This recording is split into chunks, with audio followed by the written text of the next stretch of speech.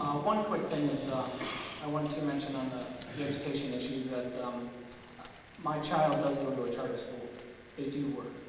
I think that Mr. Hoffman made some correct comments in saying that, you know, we need competition, there's rise, it helps education get better. That being said, the police issue, I'm not on council, so I wasn't part of the decision, but I totally support their decision to what they did in outsourcing the dispatch to Oakland County. It was a single numbers decision, and I would have done the same vote. Moving our dispatch was an unpopular decision. It was unfortunate that we weren't able to keep it in Holly, but I think it was the right decision. Ideally, the system would have worked better from the beginning. We would have had more communities involved, and that would have been able to support the increased training, the increased components that we had to have, that Ryan spoke of, the things coming in the future were the laws that were changing with regards to the way dispatch had to function, which would have basically doubled the operating budgetary needs for our dispatch system. As far as what I'm going to be doing is for our public services.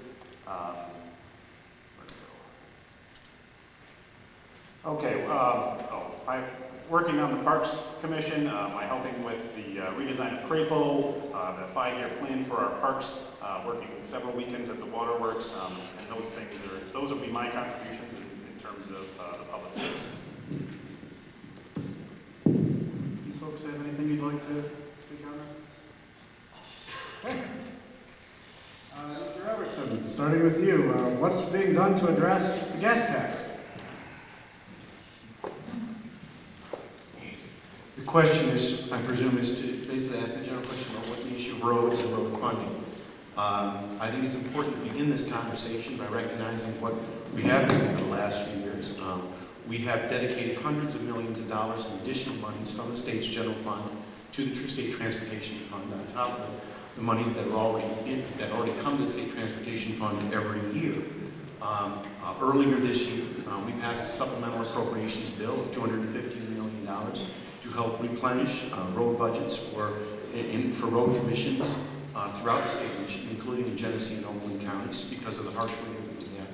I've supported those budgets. I've supported additional monies for roads because roads are a priority. I have supported additional monies for particularly high-value, high priority critical projects here in Oakland County because of safety concerns or ones that the Road Commission has identified as priorities through the Roads Risk and Reserve Fund. The debate on roads is going to continue into the next legislative session. We've not reached an agreement on a larger funding proposal for very simple reasons. There's not an agreement in the legislature to raise taxes. I'm not inclined to support tax increases. Earlier this summer, yes, the House did pass legislation over to the Senate.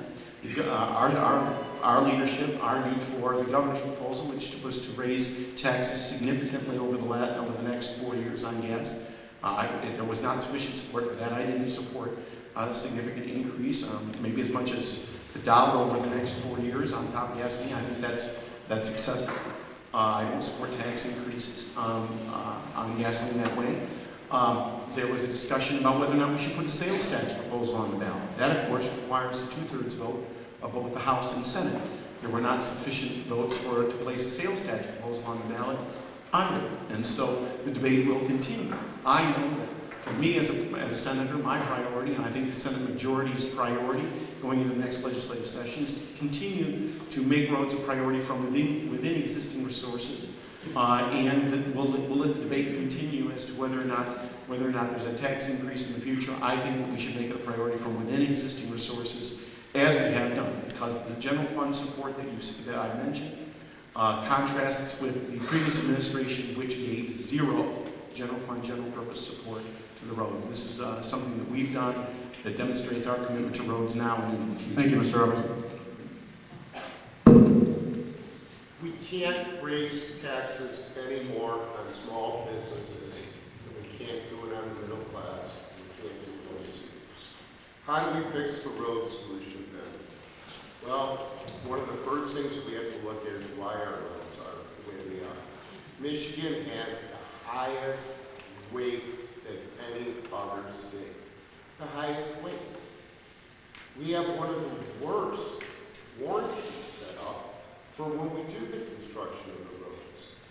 I'm really involved with the Grand Blanc Township Police Department. I'm the chairman of the K-9 program, the K-9 dog program. And one of the fascinating things is this year in Grand Blanc Township, we implemented our own weight enforcement police officer. He actually wrote over $250,000 in weight fines. $250,000 in weight fines. Out of that $250,000, $2,500 was paid in fines.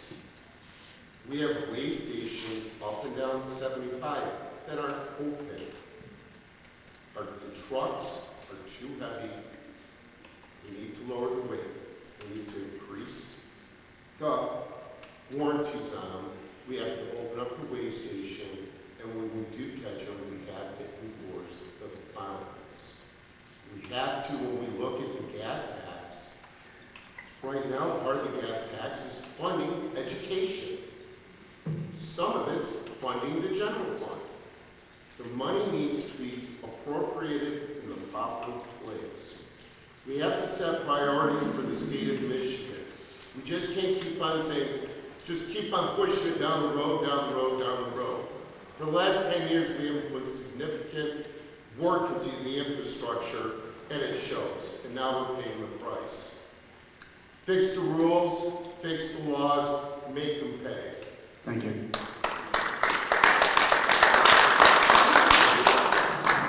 Earlier I commented how we should use the sales tax we pay on gas to fix the roads and increase the use of tri-party agreements. And hopefully with the economy improving, the general fund would become a little more healthier like they did last year. They put, how many millions?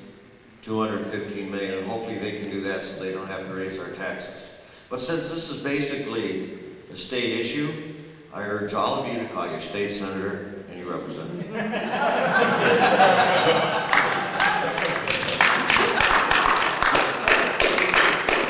And I'll tell you, we passed a $450 million package this summer in June that addresses about raising your taxes. And it does, by the way, increase the fines for heavy loads on trucks, which I think is important. There has to be a deterrent there for them to do that. They are damaging roads. I totally agree that we don't have a good warranty system.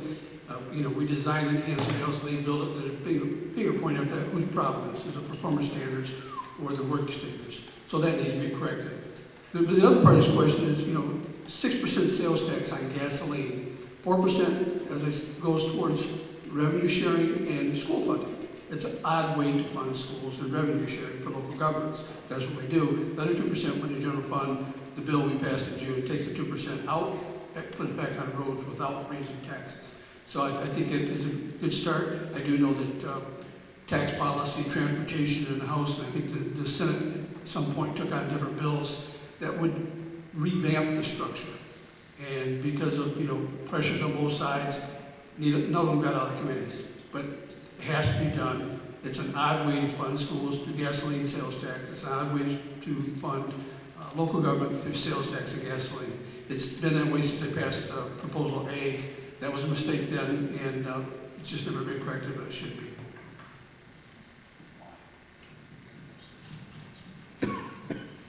First of all, I'm against any regressive tax. I think the gasoline tax concerns me the most because it will fall very heavily on the working poor, people who absolutely have to be able to drive their cars to get to work, to take their children to school, or to take care of their daily needs. I'm not saying that I'm against an increase in the gasoline tax, but I certainly think there's a more creative way of looking at how we're going to fund the repair and building of new roads. I remember hearing that we have a very high bond rating, I think a AAA bond rating in the state of Michigan. I've also been told that the interest rates right now are quite low. So it seems to me that a creative leadership in Lansing could come up with a mix of funding that would involve revenue bonds that would be able to help pay for the capitalization of improving our roads, but also, if there is any reason that they have to raise our taxes, let's do it in a progressive way, where the people who can most afford to pay do pay, and those who can least afford to pay don't have to pay. And regarding the trucks, I'm exactly in agreement with my cohort. I really do believe that we have to look at the weights of the trucks, we have to look at the doubles and the triples that are being pulled onto the highways, and we need to do something about enforcing the law. Thank you. Any of our local candidates have anything to say on this? Mr. Kullis? Just one thing, I'm going to save myself 2 phone calls. State rep, state senators. Mr. Thomas is right. I have driven truck from the Rockies to the East Coast. And I'm here to tell you, every state you go in, those weigh stations are open. You pull into Ohio, you're overweight, you don't move until somebody comes and takes that weight off of your truck. These are things that these are ideas that can be put into the legislation because the weight in Michigan is crazy. And I've seen it. I've hauled stuff across Canada. I've been up through New York. Everywhere you go, those weigh stations get you every time. And I know, I drive through Michigan and our weigh stations are closed more than they're open. The one on northbound 75 got taken out, never has been put back. So, just saved myself 2 calls. Thank you, Mr. Kullis. Anybody else? All right. Starting with the village, and we'll give Mr. Kullis the microphone back for the moment. The subject of blight within Holly it's come up in one form or another more than once in recent years. What ideas do you have to improve blight in the community and community pride? And for you folks, keep that in mind. We'll come to you guys with ideas for your jurisdictions as well. Okay, there's 2 things here. Let me start out for those of you that received the postcards in the mail that asked how the tires could allow to be happening in Holly. Again, that's somebody that's running for office that didn't want to come here tonight and talk to you. But let me address that postcard. First of all, the picture you saw was taken off of a website in Romania, so it had nothing to do with Holly. The tires that ended up in Holly were in behind a house over on Quick Road. The house has very few neighbors. It has trees all the way around it. It's about an 80-foot double wide. And when you drive by the front of that property, I have pictures on my phone, I can show them to you. You couldn't see the tires. They were buried back in the trees. We didn't have any complaints. But we did deal with them. We've dealt with them, 4 months worth of meetings where they've brought it up to us. We've been in court. We've worked with the homeowner or the property owner that lived in California. Those tires have been removed. That's one issue that's out there. I know you've received postcards on it. On the other issue of blight in the community, we have a warrant officer that we, in the past year, have hired. He's gone out, and they're working on that. One of the issues are, for those of you that know where my house is, I'm at 601 East Maple Street. Does my house look nice on the outside? No, it doesn't. We bought that house 5 years ago, and let me tell you, we have sunk over $80,000 into that house in restoration. That house was allowed to get into that condition before we bought it. When my wife and I bought it, before we bought it, I met with then village manager Marcia Powers and with Jeff Wren, and we had an understanding, and there was a letter written because we told them it's going to take us 10 years to restore this house. Anybody drives by my house tomorrow, you'll see Goyette out there. We're repairing another part of the heating system in the house. It's expensive. We're working on it. We're caught up. We had a guy that worked on the front porch, and he ended up getting sick. He had 2 feet amputated. We didn't get our money back. He couldn't finish the project. The gentleman that worked on our front porch ended up with something with his feet, and that's what happened. He moved to Arizona so kids could help him. But anyway, the point is, we are working on the blight in Holly. I know that our house doesn't look as nice as we'd like it. Believe me, my wife and I would like to do it faster than we have. But we had to make the inside livable first. Thank you, Mr. Thomas.